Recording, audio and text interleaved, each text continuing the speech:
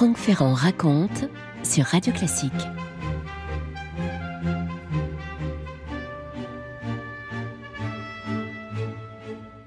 Elle est morte à Paris, Olivia de Havilland. Elle était d'origine anglaise. Elle vivait à Paris depuis bien longtemps et elle venait de fêter ses 104 ans. Avec elle, c'est un des derniers grands témoins d'une époque bénie du cinéma qui a disparu. Cette époque, on peut l'appeler l'âge d'or d'Hollywood, tout simplement, avec ses immenses studios, les décors de carton-pâte, les stars glamour et les films à la chaîne. Des films générateurs de rêves pour le public et parfois pour toutes les chevilles ouvrières de cette industrie cinématographique, un véritable cauchemar. Olivia de Havilland a marqué le cinéma de son temps et cet été, les nombreux hommages qui ont été rendus à l'actrice ont justement insisté sur son rôle le plus fameux, celui de la bonne, de l'aimante Mélanie Hamilton d'Autant en emporte le vent, avec ses regards sombres, pleins de compassion, avec ses coiffures sages et ses robes à panier magnifiées par un technicolor à l'époque nouveau et flamboyant. Ce film, hors de toute mesure, Autant en emporte le vent, c'est une étape importante de la carrière de l'actrice, mais comme l'ont souligné plusieurs auteurs, on ne peut pas dire que ce soit le moment clé de cette carrière. Il y en a eu d'autres. On ne sait pas tellement ça en France, mais l'actrice, au caractère ferme et bien trempé, a aussi été au cœur d'un combat juridique, combat retentissant qui l'a opposé à la puissance des studios, une affaire à l'allure de combat de David contre Goliath qui devait donner une autre dimension à sa légende. Franck Ferrand sur Radio Classique. Alors pour comprendre ce qui s'est passé, il faut aller à la rencontre d'Olivia aux alentours de 1940. On est juste au lendemain du triomphe d'Autant en emporte le vent. L'actrice a 23 ans à ce moment-là. Elle est née donc anglaise, je vous l'ai dit, d'une mère au passé de comédienne et d'un père avocat. Il faut vous dire que les Havilland sont une grande famille dont un ancêtre normand a participé à la conquête de l'Angleterre en 1066. C'est la gentry. Même si elle vient d'être battue pour l'Oscar de la meilleure actrice dans un second rôle en 1940, on peut dire d'Olivia qu'elle est en pleine ascension. Elle s'est fait un nom depuis 5 ans, notamment grâce à d'agréables films d'aventure aux côtés du bondissant Errol Flynn. Selon l'expression de William Stadiem dans Vanity Fair, Errol et Olivia étaient les Fred et Ginger des films d'action. C'est vrai qu'il y avait deux grands couples mythiques dans cet Hollywood de l'âge d'or. Ils ont triomphé dans Les Aventures de Robin des Bois, de Michael Curtis. Olivia est devenue une vedette de la Warner. On peut dire qu'elle s'est assez vite fatiguée des rôles de femmes méritantes, de femmes sans grand relief. Elle, ce qu'elle veut à ce moment-là, c'est jouer des émotions plus complexes. C'est s'essayer à des registres un petit peu plus risqué. Et son studio, disons-le, pour l'instant fait la sourde oreille. Ça ne les intéresse pas, les gens, ces histoires-là. Ces rôles complexes sont surtout réservés à la grande star du studio, qui est Bette Davis, bien entendu, et avec sa beauté douce, Olivia, avec ses belles manières aussi, elle fait pas de tapage, vous voyez. Elle doit faire, lui dit-on, ce que le public attend d'elle, c'est-à-dire incarner encore et toujours la sagesse, la bonté, bref. Pas question d'aller abîmer cette image qui rapporte tellement au studio. Alors les rôles qu'on lui propose, à peu d'exceptions près, vont se suivre et se ressembler. Olivia est d'autant plus agacée qu'elle a vu ainsi un certain nombre de partitions superbes lui échapper. On a pensé un temps qu'elle allait incarner l'héroïne de Rebecca d'Alfred Hitchcock. Ça aurait été formidable, ça. Oui, mais la Warner avait autre chose en tête pour elle.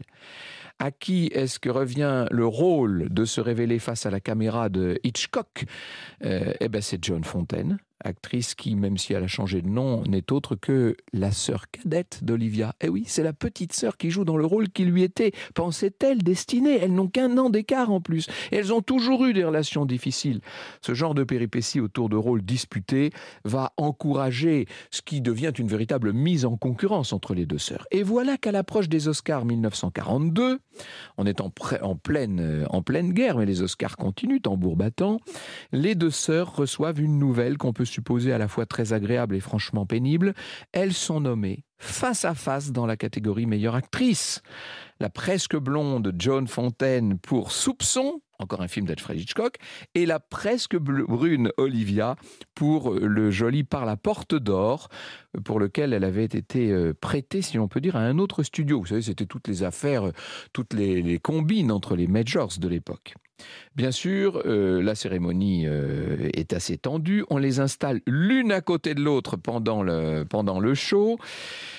Vous imaginez l'ambiance, les personnes les mieux informées guettent la moindre étincelle. Or, ce soir-là, au moment où le nom de la gagnante est dévoilé, c'est Joan qui doit se lever de son siège. Je cite Antoine Cyr dans Hollywood, la cité des femmes. Il nous dit « Lorsque Joan est proclamée lauréate, Olivia lui serre les mains et crie « Nous l'avons eue !» La gagnante réagit assez froidement, ce qu'elle justifiera plus tard par le déplaisir d'avoir gagné contre sa sœur. Bon, ce ne sera pas la dernière incompréhension entre les deux actrices. Olivia, en attendant, s'irrite encore de la pauvreté des rôles que son studio veut bien lui assigner. Et en 1943, c'est la date de la fin de son engagement avec la Warner, elle décide de passer un peu à autre chose. Elle n'est pas passive, elle a l'audace de décliner des scripts. Bien sûr que le studio punit cette attitude. Il lui inflige des suspensions. Elle ne va pas jouer les rôles auxquels elle aspirait. On reste dans cette ambiance de bras de fer jusqu'à ce que, enfin, le contrat touche à sa fin. Donc la date de la fin du contrat, c'est 43. Là, Jack Warner a encore des exigences. À l'en croire, le contrat de l'actrice doit être rallongé du temps de ses interruptions de travail. Eh ben oui, après tout, c'était écrit, donc il va aller jusqu'au bout. Pour l'actrice, c'est une chose qui n'est pas tolérable, et à ce moment-là, elle décide de secouer le joug de la Warner. Puisque c'est ainsi, eh bien, elle décide que tout cela se réglera devant un juge. Vous imaginez un peu le cran qu'il faut à Olivia de Havilland en 1943 pour se lancer toute seule dans un procès contre la gigantesque Warner. Jusque-là, la loi des studios s'est imposée à tout le monde. Et quand, dans les années précédentes, il est arrivé à certains acteurs d'essayer de défier d'une manière ou d'une autre ces mastodontes que sont les grands studios, évidemment, ils en ont affronté les conséquences qui ont été rudes. À Hollywood, certains ne donnent pas cher de la peau d'Olivia de Havilland en se lançant dans cette démarche aventureuse alors qu'elle est dans les plus belles années de sa carrière. Elle a 27 ans à l'époque. Elle risque de se voir tout simplement fermer la porte de tous les studios. Il n'empêche, elle est décidée, Olivia. Les interminables années de son contrat sont écoulées. Elle se dit qu'il est grand temps pour elle de s'en libérer. Il n'y a pas de discussion possible. Et puis c'est la seule façon, peut-elle penser, de redonner de l'intérêt à sa filmographie. Elle dégote à ce moment-là un avocat qui a plus d'une carte dans ses manches, qui fait des effets de manche, si je puis dire, dans un pays où on n'a pas de robe d'avocat. Le nom de l'avocat en question, c'est Martin Gang. Pour défendre sa célèbre cliente, cet homme-là a une stratégie. C'est encore Antoine Cyr qui nous l'explique. Il entend s'appuyer sur l'article 2855 du Code du travail californien, article conçu à l'origine pour les travailleurs agricoles et qui limite à 7 années tout contrat à durée déterminée. Après avoir examiné ce texte, l'actrice est convaincue comme son avocat qu'il peut aussi s'appliquer aux acteurs. La mobilisation de Jack Warner contre elle est féroce. Le patron du studio sent que derrière ce procès, c'est tout l'appareil d'exploitation des comédiens qui est menacé. La plainte d'Olivia, déposée pendant l'été 1943, est bientôt jugée par 2 premiers tribunaux et c'est elle qui gagne cette première manche. Alors c'est qu'une étape, parce que bien sûr, Jack Warner n'entend pas en rester là. Il dispose d'une puissance de feu absolument terrible. Il va porter l'affaire à l'échelon judiciaire supérieur. Et l'échelon supérieur, c'est carrément la Cour supérieure de Californie, qui va se saisir de l'affaire au cours de cet automne. Alors là, il y a de longs mois pour que l'affaire avance et à la fin de l'hiver 1945, on est sorti de la guerre à ce moment-là, on aboutit à un arrêt incontestable. La Warner est déboutée. L'arrêt de la Cour qui vient enrichir la jurisprudence restera dans tous les manuels de droit américains comme la Havilland Law. Vous imaginez, elle fait jurisprudence, Olivia. Thomas Schaas, dans The Genius of the System, nous dit « Ça a été un moment critique dans l'histoire de Hollywood. Une victoire significative pour les grandes stars et un immense recul pour les studios. Plus jamais la Warner ou tout autre studio ne pourrait jouer sur les temps de suspension à la fin d'un contrat, empêchant de cette façon un artiste de s'en aller et de devenir freelance. Olivia a gagné. Oh, c'est pas qu'elle a gagné. La vérité, c'est qu'elle a triomphé. Tout va bien qui finit bien, si j'ose dire. En fait, ça ressemble à une victoire à la Pyrrhus, cette histoire, puisque Jack Warner a tout mis en œuvre pour faire payer à Olivia son affront. Et vous imaginez bien qu'il ne va pas s'embarrasser d'élégance. Il ne fait pas dans la mesure, Jack Warner. Il a enjoint les autres studios et toutes les personnes qui seraient susceptibles d'employer la star de ne pas le faire. Le système hollywoodien est en train de se solidariser contre Olivia de Havilland. C'est comme un piège qui se referme sur elle. Elle pouvait s'y attendre et dès la période du procès, elle avait pris son parti de ce qui l'attendait. Rappelons qu'on est en pleine guerre à l'époque, et puisque l'actrice risquait de ne plus être en position de soutenir les Américains en les distrayant avec ses films, eh bien, elle va s'y appliquer autrement. Olivia de Havilland propose ses services à l'USO, l'institution patriotique qui organise des spectacles pour entretenir le moral des troupes, raconte Antoine Cyr. Elle parcourt ainsi les camps d'entraînement de l'Alaska jusqu'au Pacifique Sud, aux grandes dames de Jack Warner, bien sûr.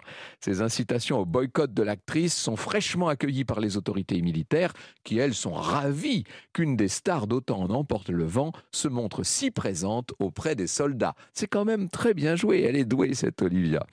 Une démarche qui témoigne d'un engagement par ailleurs tout à fait sincère, mais on peut penser que du point de vue de la communication, elle a quand même, elle a bien joué. Elle impose son image de femme de principe, dévouée, engagée, tandis que les manœuvres de Warner apparaissent comme très douteuses et vraiment pas fair-play. Certes, l'actrice rebelle voit défiler des mois qui auraient été précieux. Tout ça se fait loin des studios. Il n'est pas question pour elle de mettre les pieds sur un plateau. Mais pour autant, sa popularité est intacte. Il n'est pas question pour elle d'entrer dans je ne sais quelle retraite. Au contraire, le public est là, qui la réclame et qui l'acclame. Quant au milieu des acteurs, on peut dire qu'il est dans un premier temps un peu déstabilisé par ce qui se passe, mais il n'en est pas moins reconnaissant à Olivia du combat qu'elle a mené au nom de tous. Est-ce que ça va être assez pour la faire sortir de l'espèce de liste noire sur laquelle Jack Warner a pourtant bien l'intention de la maintenir? Franck Ferrand sur Radio Classique. Pour Olivia de Havilland, c'est la traversée du désert, bien sûr, mais vous vous doutez bien que cette traversée du désert ne pouvait pas s'éterniser. Après tout, on est à Hollywood, on est dans un pays où la concurrence est la règle absolue. Olivia est une actrice célèbre, réputée, acclamée. On peut penser que son combat contre la Warner, en la montrant d'ailleurs extrêmement décidée, mordante, a contribué à faire évoluer l'image qu'elle renvoie et que désormais les producteurs vont être un peu plus disposés à lui confier des rôles psychologiquement complexes. Alors, parier sur elle, c'est sans doute, se dit-on, le bon calcul, et on se demande quelle est la grande compagnie qui va s'y coller, et c'est la Paramount qui se décide. Olivia est engagée à la fin de la guerre, après 2 ans sans avoir tourné. Elle va être engagée pour À chacun son destin de Mitchell Lazen. Elle incarne là une mère qui, ayant été obligée de laisser son enfant à une autre, cherche à renouer le lien qui a été tellement distendu, mais des décennies plus tard. Ce mélodrame n'est peut-être pas le film qui est le mieux vieilli parmi ceux que l'on trouve à la filmographie d'Olivia de Havilland, mais à l'époque, c'est un film qui est salué, les tickets d'entrée se vendent très bien, la critique applaudit les inflexions du jeu de l'actrice, cette espèce de nouvelle Olivia qui est née, et de nouveau, la voilà nommée pour un Oscar. On est en mars 1947 dans la salle de gala au milieu du gratin hollywoodien. On attend fébrilement. La robe claire qui découvre les épaules d'Olivia est une faible armure face à l'émotion du moment. Les catégories défilent et puis on arrive évidemment à la catégorie reine, la meilleure actrice. Et cette fois, c'est bien son nom qui est prononcé.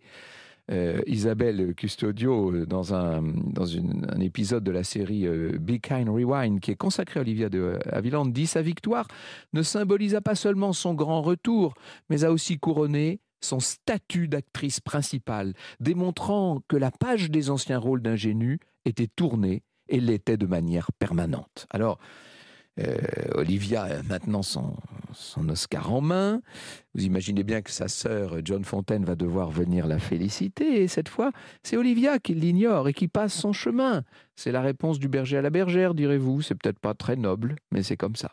Comme le note William Stadiem, John aurait eu peu avant une phrase assassine sur le récent mariage d'Olivia avec un auteur, Marcus Goodrich. Tout ce que je sais de lui, c'est qu'il a eu 4 femmes et a écrit un livre. Dommage que ce ne soit pas l'inverse, dit-elle. En fait, malgré des essais de raccommodement, on peut dire des 2 sœurs qu'elles resteront fâchées pour de bon pour des décennies. Franck Ferrand sur Radio Classique. Maintenant qu'Olivia a conquis sa liberté, qu'elle est vue comme capable de tenir un film sur ses épaules et de le porter et de l'incarner, elle n'est pas décidée bien sûr à laisser passer sa chance. Après le succès d'À chacun son destin, elle va enchaîner ce qu'il faut bien appeler des tours de force. On la voit incarner un double personnage de jumelle, tout en subtile nuance, vous imaginez ce genre de rôle. Et puis une femme en lutte contre la maladie mentale en 1949 dans le film L'héritière de William Wyler, dont vous venez d'entendre la musique. Elle est une célibataire fortunée, mais qui a un physique ingrat et un cœur un peu sec et qui hésite à croire au sentiment d'un homme qui est trop beau pour elle et qui est incarné par le sublime Montgomery Clift. Ce rôle va lui permettre d'être encore nommée comme meilleure actrice pour la cérémonie 1954 des Oscars. Et encore une fois, c'est elle qui gagne. C'est simple, rien ne paraît pouvoir arrêter Olivia de Havilland. Rien et personne. Même John Fontaine, qui pourtant se donne beaucoup de mal et qui elle-même joue dans quelques très beaux films, personne n'arrive à l'arrêter. Et pourtant, dans les années 50, Olivia décide de changer de vie. Elle va emménager en France et à l'approche de la quarantaine, elle va se marier avec Pierre Galante, le grand homme de Paris Match. Vous savez, elle va avoir une fille avec Pierre Galante d'ailleurs. On la voit moins sur grand écran, même si elle connaît encore des succès, dont Chut Chut Chère Charlotte de Robert Aldrich, ou des rôles remarqués à la télévision. Elle jouera à la télé jusque dans les années 80. Et quand en 2003, l'Académie des Oscars, qui doit fêter ses 75 ans d'existence, décide de réunir sur scène une multitude de lauréats de son histoire, vous imaginez bien qu'il n'y a pas un millier d'actrices capables de porter un tel événement, une telle cérémonie. C'est Olivia qui s'impose comme le choix logique pour aller présenter la séquence. Au prononcé de son nom, elle paraît, on la voit arriver, très émue bien sûr, dans une robe bleue, et la salle à ce moment-là va lui faire ce que les Américains appellent une standing ovation. Tout le parterre de stars qui est là dans la salle se lève et l'acclame pendant un très long moment. C'est magnifique ce qui est en train de se passer. Qui ces gens-là saluent-ils? Est-ce que c'est l'interprète inoubliable d'Autant en emporte le vent? Est-ce que c'est celle qui a su rendre immortel un film comme L'héritière?